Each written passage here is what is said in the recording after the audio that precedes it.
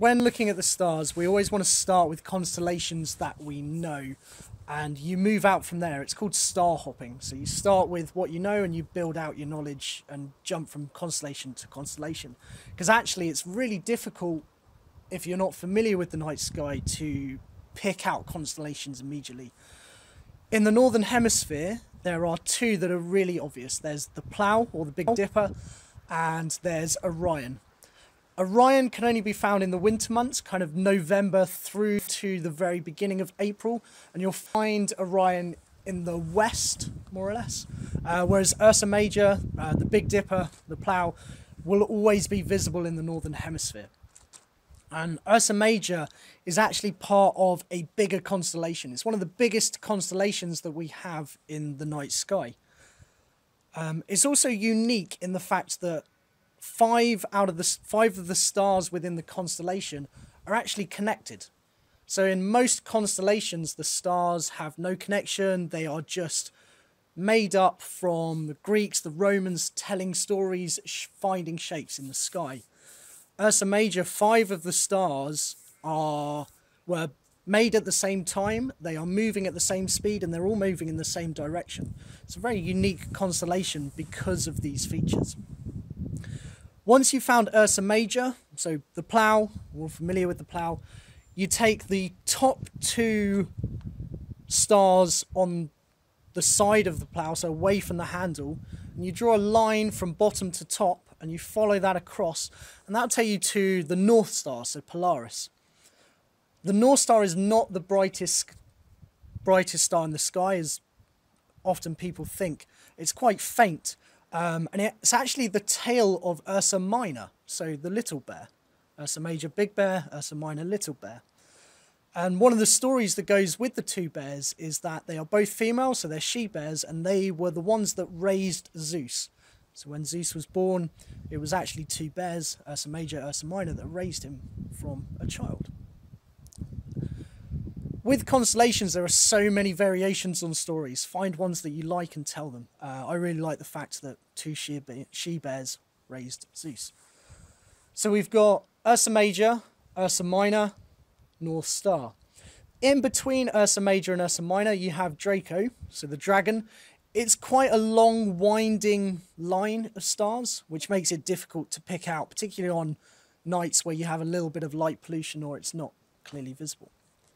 If you move further anti-clockwise from Ursa Minor, you end up at Cassiopeia, which is a very clear W in the night sky. Cassiopeia is a great example of stars being different distances from Earth. So actually the middle star, the top point in the middle of the W, is the furthest star out of the set. And I find that really interesting, this idea that we can see all these stars, but often they are hugely varied in their distance from Earth. So the closest star we have is Alpha Centauri, and actually you can't see that in the northern hemisphere, you can only see it in the southern hemisphere. The next closest star in terms of the northern hemisphere is Sirius. And Sirius will be almost opposite the northern star, so kind of southwest-ish. Sirius is the brightest star in our night sky. It's about 5.4 light years away, and it makes part of the winter triangle. So again, like Orion, you can only see it in the winter months. The way we find Sirius is we start with Orion, and we go to his top, in terms of our view, top left shoulder, which is Betelgeuse. It's the red one on Orion. And then you go diagonally down to the south. You'll find there are 2 bright stars that make up this trial, including Betelgeuse. So Sirius is quite low in the sky, very bright star. Massive star as well.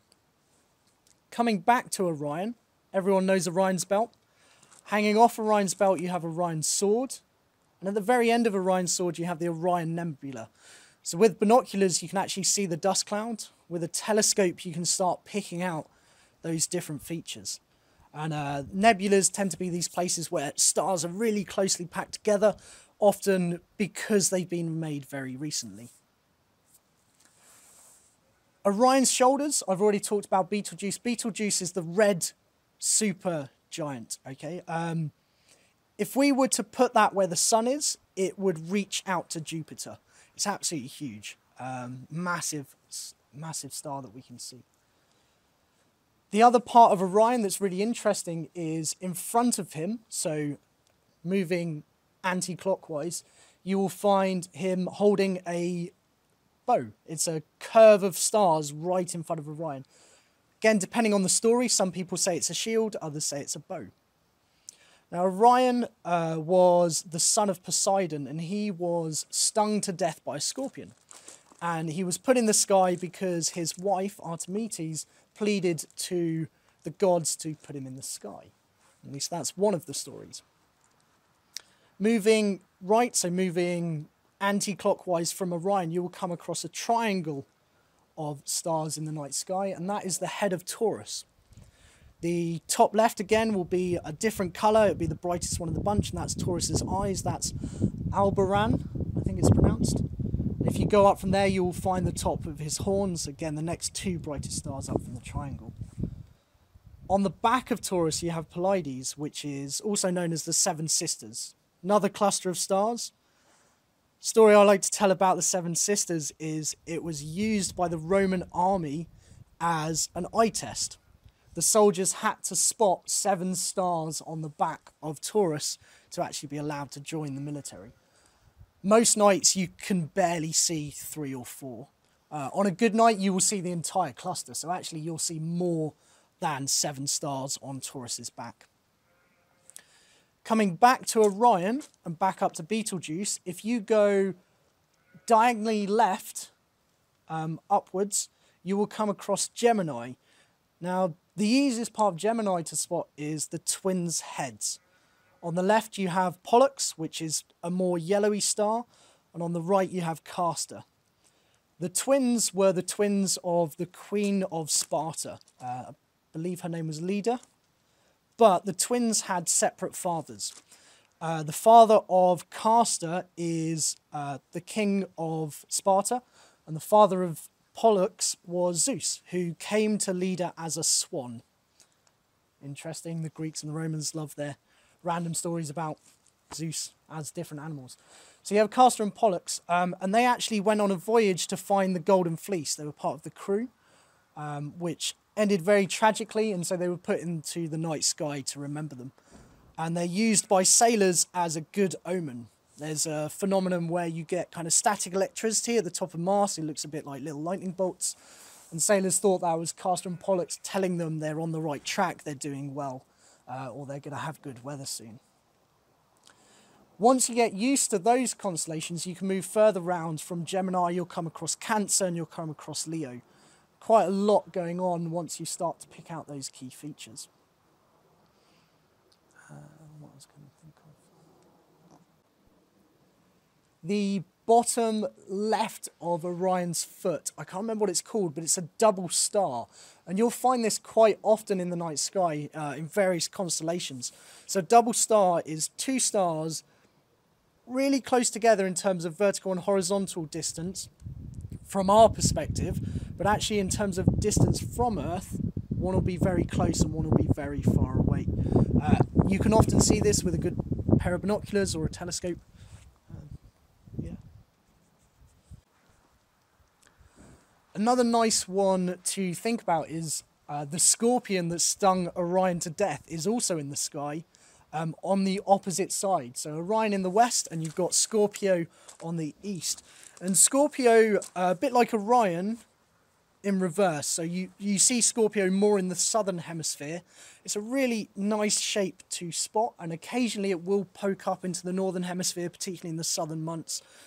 Often too low to make out the whole shape though. But yeah, another nice one to be aware of is Scorpio. It's another easy shape to pick out.